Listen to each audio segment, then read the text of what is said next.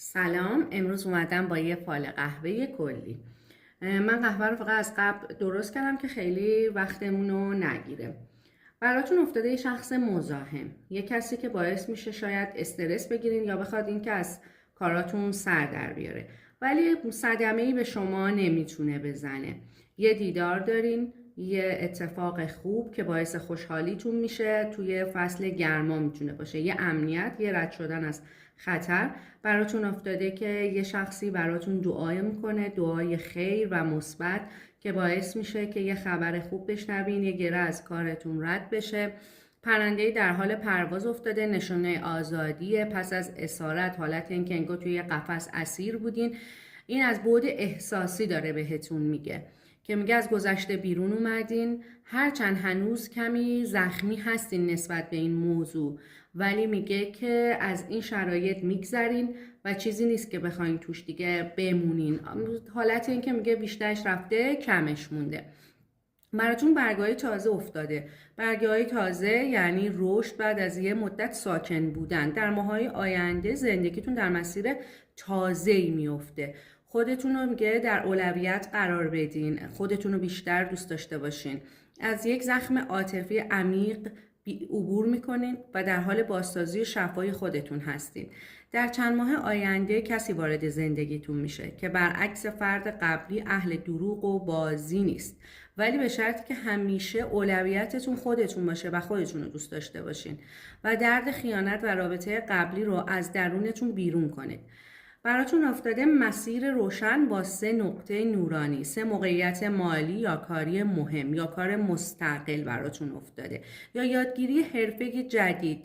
زمانش براتون الان زمانیه که باید این کار رو انجام بدین. زمان براتون عالیه و باید با شهامت شروع کنین چون درآمد خوبی در انتظارتونه، ولی نه تو مسیر قدیمی، مسیری که الان هستین نه، داره بهتون میگه که یه مسیر جدید براتون باز میشه. براتون افتاده که از گذشته‌تون براتون درسی بوده که باید رها بشه تا دوباره نور توی زندگیتون جاری بشه. شما در مرحله بازسازی درونی هستید و باید برای رها شدن خودتون یه مرزهای محکمی تعیین کنید تا کسی نتونه که توی زندگیتون دخالتی بکنه. براتون افتاده سال آینده سال بیداری، تغییر مسیر شغلی و آرامش عاطفی و چیزی که از دست دادید باعث میشه که یه مسیر رشد جدید براتون باز بشه. هر چیزی رو که از دست دادید، رابطه، کار، پول، میگه این برای مسیر رشدتون بوده نه مجازاتتون. عشق واقعی وقتی وارد زندگیتون میشه که دنبال دلیل برای اتفاقات گذشته نباشید، یعنی از گذشته کاملا بیاین بیرون، دیگه اصلا سراغش نرین.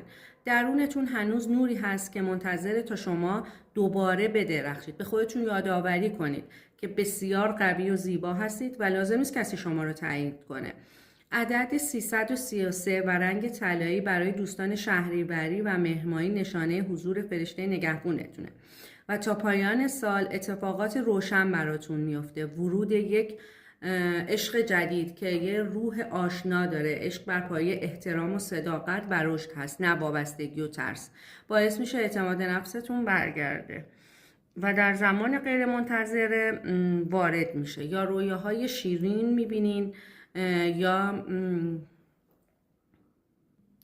عشقی که وارد زندگیتون میشه پایه احترام و صداقت و رشد هست نه وابستگی و ترس، باعث میشه اعتماد به نفستون برگرده. در زمان غیر منتظره وارد میشه توی یه مکان آروم مثل کافه، کلاس یا محیط کار جدید.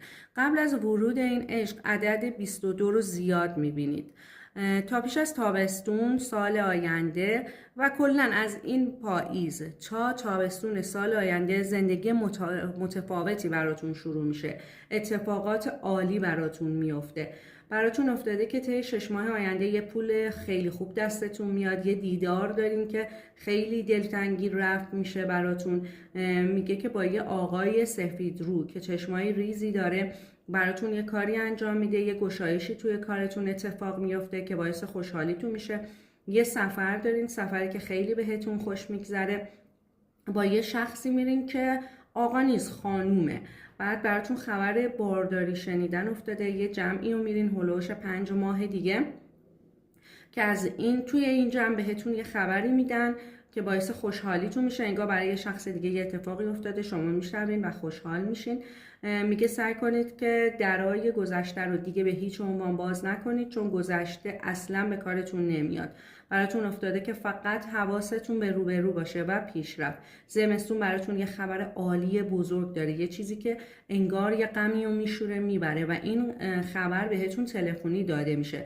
رو عدد 7 براتون پیروزی موفقیت افتاده. از شخص خانواده مادری براتون یه خبر افتاده، خبرش خبر نه خیلی خوبه نه خیلی بده، فقط به حالت اینکه داره بهتون میگه که گوشاتون تیز میشه، انگار مثلا یه خبری رو میشنوید. یه کسی پیشتون گریه میکنه، درد و دل میکنه، میگه فقط حرفاشو بشنوین، چون عادت داره که مثلا انگار از یک کاه کوه بسازه. میگه سعی کنید خیلی اعصاب خودتون رو خورد نکنید. معمولا آدمای اطرافتون خیلی بهتون حسادت میکنن، یا اینکه مثلا نمیتونن انگار از پس شما بر بیان. میگه که این باعث میشه که یکم توی ذهنشون همیشه چالش داشته باشن و به شما زیاد فکر کنن. برآورده شدن یه آرزو، یه چیزی که خیلی وقت داری براش دعا میکنی و طی 6 وعده براتون افتاده که انجام میشه و باعث خوشحالیتون میشه. میگه پسنداز داشته باشین چون به کارتون میاد. یه خانم سفید رو که موهاش کاملا رنگش روشنه و چشمای درشت یا چشمای رنگی داره و احتمالاً یه پسر بچه‌ای باید داشته باشه، ازش براتون خبر افتاده و یه قدمی براتون برمیداره. ولی میگه میتونین کارتون رو بهشون نسپارین، چون حالت اینه که انگار بخواد در آینده بهتون منت بذاره، مثلا بگه که حالا من این کار کردم تو باید اون کارو برای من انجام بدی. بهتره که میگه سعی کنید که ازش چیزی نخواین.